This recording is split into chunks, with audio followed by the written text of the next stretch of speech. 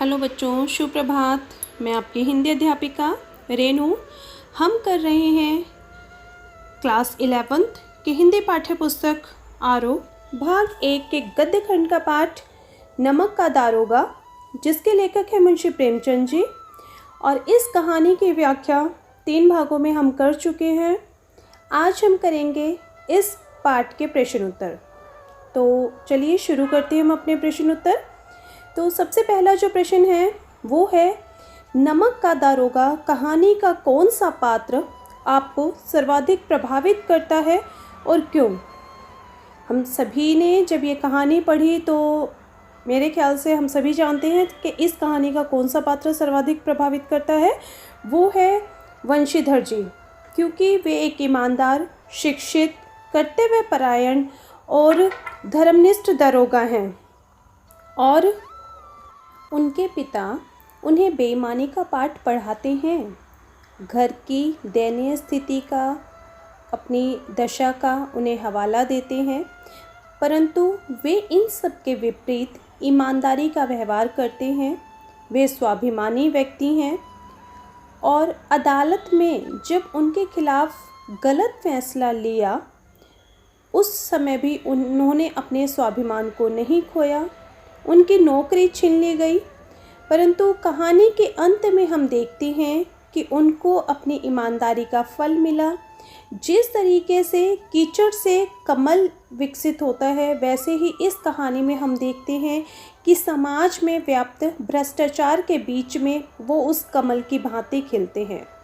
पंडित आलोपीदीन जी का व्यक्तित्व वो बदल देते हैं और वो उन्हें अपनी सारी ज़मीन जायदाद का स्थायी मैनेजर नियुक्त कर देते हैं। प्रश्न नंबर 2 है, नमक का दारोगा इस कहानी में पंडित आलोपीदीन के व्यक्तित्व के 2 पहलू, 2 पक्ष उभर कर हमारे सामने आते हैं। तो देखिए, हम इस कहानी के जब शुरुआत जहाँ पर होती है वहाँ हम देखते हैं कि पंडित आलोपीदीन के व्यक्तित्व का जो पहला पहलू उभर कर आता है वो है लक्ष्मी के उपासक। पंडित आलोपीदीन लक्ष्मी के उपासक हैं। वो लक्ष्मी को सर्वोच्च मानते हैं। उनका मानना था कि यदि लक्ष्मी व्यक्ति के पास है, वो धन की देवी हैं। यदि व्यक्ति के पास धन है तो वो सब कुछ खरीद सकता है और अदालत में भी उन्होंने अपने इस धन के बल पर सब कुछ खरीद लिया था। वे एक कुशल वक्ता भी हैं।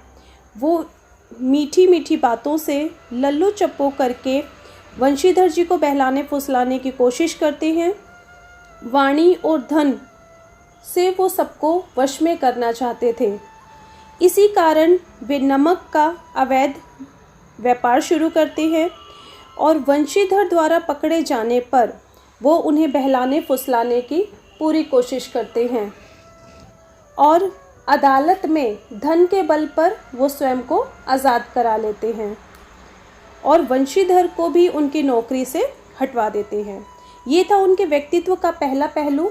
और उसके बाद जब वो वंशीधर की ईमानदारी से, उनकी धर्मनिष्ठा से, उनकी कर्तव्य निष्ठा से प्रभावित होते हैं तो उनके व्यक्तित्व का दूसरा पहलू हम देखते हैं जो है ईमानदारी के कायल। कहानी के अंत में उनका उज्जवल रूप सामने आता है, जिसमें हम देखते हैं कि वो वंशीधर की ईमानदारी के कायल हो जाते हैं और उनका मानना है कि ऐसा व्यक्ति उन्हें सरलता से नहीं मिला। वो स्वयं उनके घर पहुंचते हैं और अपनी सारी ज़मीन जायदाद का स्थायी मैनेजर उन्हें नियुक्त कर देते हैं। उन्हें अच्छा वेतन देते हैं, सारी सुविधाएं देते हैं और उनका मान सम्मान करते हैं और पहले की गई उनकी गलती के लिए वो वंशीधर जी से क्षमा भी मांगते हैं। उसके बाद तीसरा क्वेश्चन है, कहानी के लगभग सभी पात्र समाज की किसी न किसी सच्चाई को उजागर करते हैं। इस कहानी में के जो पात्र हमने देखे, चाहे वो वंशीधर जी हों या फिर वकील हों या फिर भीड़ हो, हम देखते हैं हर एक पात्र समाज की जो अच्छाइयाँ हैं, बुराइयाँ हैं, जो सच्चाई है समाज की, उसको प्रदर्शित करते हैं। तो सबसे पहला जो व्यक्तित्व है यहाँ पर वृद्ध मुंशी जी का, जो वंशीधर के पिता हैं, उनका पूछा गया। तो यदि हम देखें तो वंशीधर के पिता जी जो है, जिनके पास धन का अभाव है, और वो जानते हैं कि धन के बिना जीना संभव नहीं है। धन की लालसा उन्हें बेटे को बुरी शिक्षा देने से भी वो नहीं हिचकिचाते और अपने बच्चे को ही वो गलत शिक्षा देते हैं। अपने बच्चों के ऊपर कमाई का और आम आदमी के शोषण की सलाह वो उन्हें देते हैं कि किस तरीके से ऊपरी आमदनी तुम्हें करनी है ताकि घर का भरण पोषण तुम कर सको। उसके बाद दूसरा पात्र है वकील।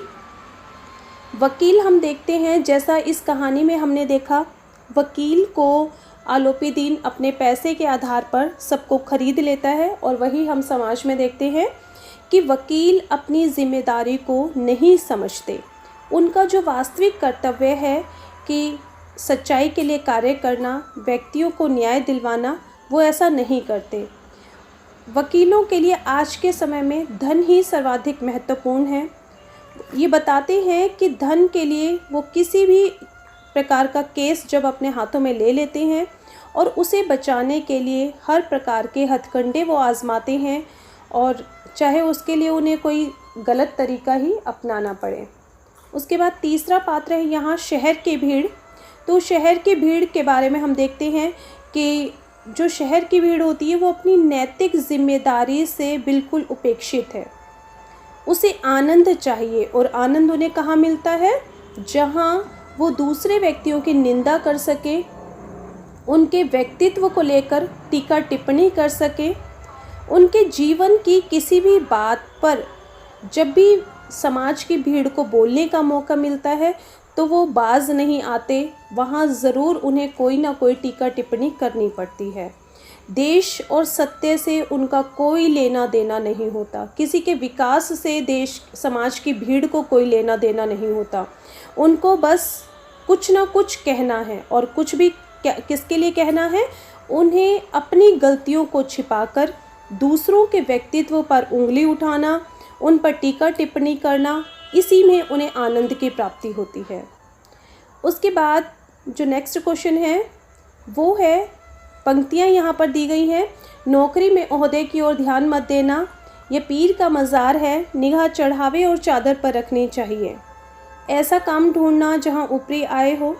मासिक वेतन पूर्णमासी का चांद है जो एक दिन दिखाई देता है और घटते घटते लुप्त हो जाता है, और ऊपरी आय बहता हुआ स्रोत है जिससे हमेशा प्यास बुझती है। और इसके लिए वृद्ध मुंशी उन्हें तर्क भी देते हैं कि वेतन मनुष्य देता है और इसी से उसमें वृद्धि नहीं होती, जबकि जो ऊपरी आमदनी होती है वो ईश्वर द्वारा दी जाती है और ईश्वर की दी हुई चीज़ों में बरकत होती है। तो ये उक्ति किसकी है? तो इस कहानी में हमने पढ़ा कि ये जो उक्ति है ये वंशीधर के पिता की है। जब वंशीधर नौकरी की तलाश में घर से निकलते हैं तो जिस प्रकार एक पिता अपने बच्चे को जब भी वो घर से बाहर निकलता है तो कुछ सीख अवश्य देता है, तो वंशीधर के पिता वृद्ध मुंशी जी उसे अपने जीवन भर की कमाई, अपने अनुभव के आधार पर ये सब बातें समझाते हैं। मासिक वेतन को पूर्णमासी का चांद क्यों कहा गया है? तो हम देखते हैं कि जिस प्रकार पूर्णमासी का चांद महीने में एक बार दिखाई देता है और पूरा होता है, चमकीला होता है, वैसे ही हमें जो मासिक वेतन मिलता है वो भी महीने में एक बार मिलता है और उस समय वो बहुत खुश होते हैं। तो हमने देखा कि किस तरीके से मासिक वेतन को पूर्णमासी के चांद के समान बताया गया है और उसके बराबर उसकी तुलना की गई है। उसके बाद का जो क्वेश्चन है इसका वो है, क्या आप एक पिता के इस कथन से सहमत हैं? तो हम देखते हैं कि जो ये सारी बातें एक पिता के द्वारा अपने बेटे को समझाई गई हैं वो सर्वथा अनुचित हैं, क्योंकि यदि हम एक पिता हैं तो हमारा ये कर्तव्य बनता है कि हम अपने पुत्र को सही रास्ता दिखाएं। एक पिता के द्वारा अपने पुत्र को इस तरीके का मार्गदर्शन देना सर्वथा अनुचित है। हमारा कर्तव्य बनता है कि हम अपनी संतान को सही मार्ग पर ले जाएं, तो हम एक पिता के इस वक्तव्य से सहमत नहीं हैं। नेक्स्ट क्वेश्चन है, नमक का दारोगा कहानी के दो अन्य शीर्षक उसके आधार को भी स्पष्ट कीजिए।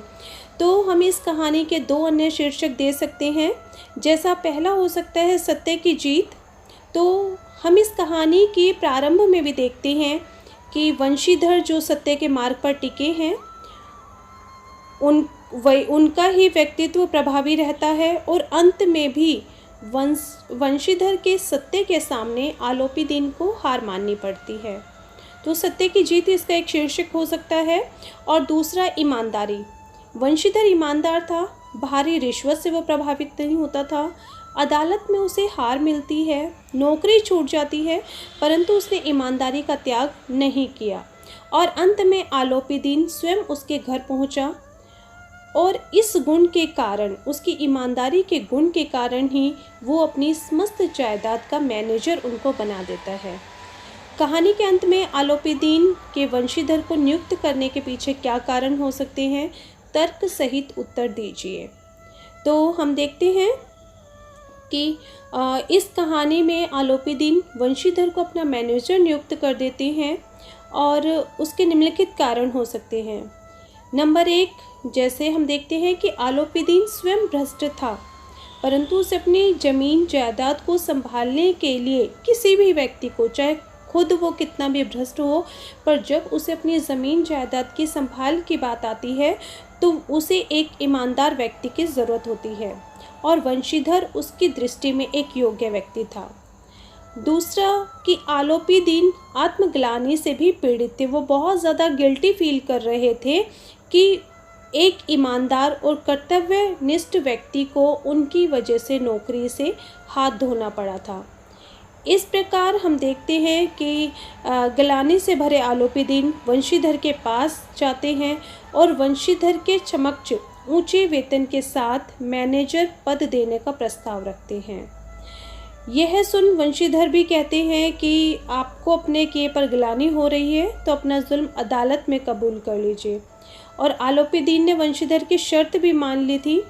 तो इस तरीके से हम देखते हैं कि आलोपी दीन ने वंशीधर को सेवानिवृत्ति के उपरांत ही सारा अपना समस्त कार्यभार, उनका जो पद उन्हें दिया था उसका मैनेजर उन्हें नियुक्त किया। दारोगा वंशीधर गैर कानूनी कार्यों की वजह से पंडित आलोपी दीन को गिरफ्तार करता है, लेकिन कहानी के अंत में इसी पंडित आलोपी दीन की सहायता से मुक्त होकर उनके यहाँ मैनेजर की नौकरी को भी वो तैयार हो जाते हैं। तो आपके विचार से क्या वंशीधर का ऐसा करना उचित था? आप उनकी जगह होते तो क्या करते? देखिए, हमारे हिसाब से, मेरे विचार से वंशीधर ने जो ये किया वो बिल्कुल उचित था। उसने पहले भी अपने कर्तव्य का पालन किया था, अपनी ईमानदारी से कार्य को किया, और उसके स्थान पर जो उनका कार्य उन्होंने किया था उन्हें शर्मिंदगी, प्रताड़ना और नौकरी से निकाला गया। इसके स्थान पर उन्हें मान सम्मान और पुरस्कार मिलना चाहिए था, वहाँ उन्हें अपमान मिला था। तो जो अब वंशीधर जी ने किया वो बिल्कुल ठीक किया था। दारोगा वंशीधर जो हैं वो कर्तव्यनिष्ठ व्यक्ति हैं, और वो अपनी ईमानदारी की वजह से ही वो उस काम को करते हैं। नमक विभाग के दारोगा पद के लिए बड़ों का जी ललचाता था। वर्तमान में ऐसा कौन सा पद है जिसे पाने के लिए लोग बेचैन रहते हैं या जिस पद को पाना चाहते हैं? तो हम देखते हैं कि वर्तमान समाज में भ्रष्टाचार के लिए शायद सभी विभाग हैं, हर विभाग में भ्रष्टाचार है। यदि आप भ्रष्ट हैं तो हर विभाग में रिश्वत ले सकते हैं। कोई भी विभाग ऐसा नहीं है जहां आप रिश्वत से बच सकें। आज भी जो पुलिस विभाग है वो शायद सर्वाधिक बदनाम है रिश्वत लेने के मामले में, क्योंकि वहाँ सभी लोगों से रिश्वत ली जाती है। न्याय और रक्षा के नाम पर भारी लूटपाट होती है। आज के समाज में ऐसे बहुत से विभाग हैं जिसके लिए बड़े बड़े लोगों का जी ललचाता है, जैसे आयकर विभाग, पुलिस विभाग या मंत्रालय। उसके बाद का जो क्वेश्चन है कि अपने अनुभव के आधार पर बताइए जब आपके तर्कों ने आपके भ्रम को पुष्ट किया हो। तो ये प्रश्न का उत्तर छात्र स्वयं करेंगे। पढ़ना लिखना सब अकारथ गया। वृद्ध मुंशी जी की ये बात किस संदर्भ में कही गई थी? निजी अनुभव के आधार पर बताइए। सबसे पहला, जब आपका पढ़ना लिखना व्यर्थ लगा हो, अकारथ गया हो। तो हम देखते हैं कि वृद्ध मुंशी जी द्वारा ये जो बात कही गई है वो निजी अनुभव के आधार पर कही गई है कि जब आपका पढ़ना लिखना व्यर्थ गया हो, कि वृद्ध मुंशी जी चाहते थे कि उनका बेटा रिश्वत ले, मगर उनके पुत्र ने ईमानदारी करने के कारण अपनी नौकरी गंवा दी। तब उन्होंने ये वचन कहे। और हमने समाज में ऐसे बहुत से लोग देखे हैं जो बहुत पढ़े लिखे हैं और एक अच्छे पद पर होने के बाद भी अपनी सोच को विकसित नहीं कर पाते। वो बहुत ज़्यादा नैरो माइंडेड होते हैं, उनकी सोच बहुत ज़्यादा सीमित होती है। नौकरी ने उन्हें समृद्धि और नाम दोनों दिया है, परंतु उसके बाद भी यदि उनके जीवन के हम छोटे छोटे पहलुओं को देखें, जैसे हम उदाहरण के लिए देखें कि एक व्यक्ति जो अच्छी आमदनी पर काम कर रहा है, अच्छे पद पर नियुक्त है, जब उसके विवाह की बात आती है तो वो चाहता है कि लड़की सुंदर हो, अमीर हो, उसे उसके गुणों से कोई सरोकार नहीं होता। उनका मानना होता है कि धन और सौंदर्य मनुष्य के अवगुणों पर पर्दा डाल देते हैं। और यदि हम उनकी ये समझ देखें तो हम समझ सकते हैं कि उनका पढ़ना लिखना सब अकारत है। उसके बाद दूसरा है इसका कि आपको कब लगा हो कि आपका पढ़ना लिखना सार्थक है, तो हम देखते हैं कि पाठ में पढ़ना लिखना को शिक्षा के अर्थ में प्रयुक्त किया गया है। दोनों का अर्थ समान नहीं है। शिक्षा का अर्थ बहुत बड़ा होता है, क्योंकि शिक्षा वो माध्यम है जिससे हम ज्ञान प्राप्त करते हैं और हमें जीविका के साधन के साथ साथ ज्ञान के सागर में भी गोते लगवाती है। जबकि साक्षरता का अर्थ है किसी व्यक्ति का पढ़ना और लिखना सीखना। तो दोनों में अंतर है। शिक्षा और साक्षरता दोनों का अर्थ अलग अलग है। तो इससे हम ये आवश्यक नहीं कि वह संपूर्ण शिक्षा ही प्राप्त करे। जो साक्षर हो वो संपूर्ण शिक्षित हो। तो एक शिक्षित होने में और साक्षर होने में अंतर होता है। अपना नाम लिखना जान जाए, पढ़ना सीख जाए तो उसे हम साक्षर कह सकते हैं। वहीं पर इसका जो एक भाग था, पढ़ना लिखना कब आपको सार्थक लगा, तो ये हम अपने अनुभव के आधार पर लिख सकते हैं कि जैसे एक व्यक्ति अपने परिवार के किसी सदस्य को लेकर डॉक्टर के पास गया हो और डॉक्टर ने जब उनकी बीमारी के विषय में बताया, तो जो व्यक्ति पढ़ा लिखा होगा वो जानता होगा कि क्या बीमारी है, उसके विषय में उसने पढ़ा होगा कहीं, और उसकी शंकाओं का समाधान उसे कहीं ना कहीं मिल जाएगा, और तब हमें लगता है कि हमारा पढ़ना लिखना सार्थक हो गया। उसके बाद क्वेश्चन है, लड़कियां हैं घास फूस की तरह बढ़ती जाती हैं। इस वाक्य में लड़कियों की स्थिति की किस वास्तविकता को प्रकट किया है? तो हम देखते हैं कि इस वाक्य में लड़कियों की हीन दशा को व्यक्त किया गया है। उन्हें समाज में घास फूस की तरह बेकार समझा जाता है, क्योंकि लड़कियों के युवा होते ही माता पिता को उनके विवाह की चिंता सताने लगती है। विवाह के लिए उन्हें दहेज इकट्ठा करना पड़ता है। इनसे परिवार को कोई आर्थिक लाभ नहीं होता, इसलिए इस कहानी में लड़कियों की तुलना घास फूस से की गई है। उसके बाद देखिए, नौकरी में ओहदे की ओर ध्यान मत देना। तो ये कथन हमने समझ ही लिए हैं जब हमने कहानी का एक्सप्लेनेशन किया था कि नौकरी में अपने पद को मत देखना, जैसे पीर के मज़ार के समान है। लोग आते हैं तो बस तुम्हें ध्यान रखना है कि कोई तुम्हें क्या रिश्वत के तौर पर क्या दे रहा है। उसके बाद का क्वेश्चन है, विस्तृत संसार में धैर्य उनके मित्र, बुद्धि पथ प्रदर्शक और आत्मावलंबन उनका सहायक था। तो हम देखते हैं इस विशाल संसार में जहाँ मनुष्य को भटकाने के लिए हजार साधन उपलब्ध होते हैं, वहाँ पर धैर्य सच्चा मित्र होता है, बुद्धि सही मार्ग दिखाती है और आत्मावलंबन ही अपना सच्चा सहायक होता है। अर्थात मनुष्य को इन तीनों पर विश्वास करके संसार में चलना चाहिए। वंशीधर को अपने सद्गुणों जैसे धीरज, बुद्धि और आत्मविश्वास पर पूरा भरोसा था और वे सत्य की राह पर अपने इन्हीं बूते के आधार पर चलने वाले युवक थे। उसके बाद तर्क ने भ्रम को पुष्ट किया, आशय स्पष्ट कीजिए। तो हम देखते हैं कि तर्क करने से मन में जो बात को लेकर संशय था वो पक्का हो गया। गाड़ियों को आता देखकर वंशीधर के मन में शंका हुई और जब उन्होंने पूछा, तर्क किया, तो उनकी शंका सत्य में बदल गई। पहले उन्हें शंका थी कि शायद यहाँ कुछ गोलमाल है, परंतु जब उन्हें इस बात का जवाब नहीं मिलता कि गाड़ियों में क्या है, तो उनका जो तर्क था वो उनके भ्रम को पुष्ट कर देता है।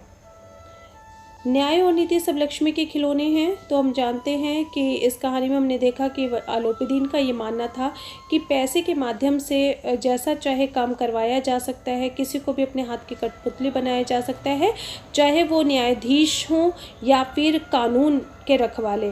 तो उन्हें अपने पक्ष में करना वो जानते थे। नैतिकता को धन के पैरों तले कुचला जा सकता है। दुनिया सोती थी, दुनिया की जीभ जागती थी। इस कथन से हम देखते हैं कि दुनिया का काम होता है किसी न किसी बात पर बोलते रहना। तो दुनिया हमेशा ही हर काम में आनंद लेती है। जो उन्हें लगता है कि इस काम में उनका कहीं फ़ायदा होना है, और उन्हें कहीं पर भी जब आनंद की प्राप्ति होती है, कहीं पर भी आनंद की प्राप्ति होना कि किसी की निंदा करने से, या फिर किसी के बारे में अपशब्द कहने से, या फिर किसी के विषय में टीका टिप्पणी करने से, जहाँ पर भी लोगों को आनंद की प्राप्ति होती है तो वो उसी के विषय में बात करने लगते हैं। और जब दुनिया सोने से मतलब है कि जब रात्रि का समय था कि सभी लोग सोए हुए थे, और इस समय भी लोगों जो है रात दिन तार बेतार ऐसे जो समाचार होते हैं, वो कोई भी समय हो, लोगों को निंदा करने में जो आनंद मिलता है वो बातें बड़ी शीघ्रता से फैल जाती हैं। तो आज के लिए हमने इसके प्रश्न उत्तर किए। आशा है आपको समझ में आए होंगे। आज के लिए इतना ही। धन्यवाद बच्चों।